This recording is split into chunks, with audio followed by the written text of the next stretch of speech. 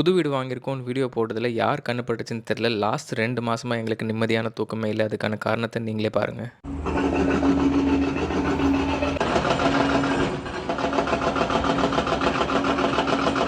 இந்த வீட மெயினா வாங்குனதே இந்த பால்கனியோட செம்மையான வியூக்காக தாங்க. வேற லெவல்ல இருக்கும் வியூ. என்னதான் இல்ல இங்க அப்படிங்கிற மாரி லேக் வியூ, மவுண்டன் வியூ, அந்த மவுண்டன்ல சன்செட் வியூ, சன்செட் ஆகுறப்போ சவுண்ட பாருங்க.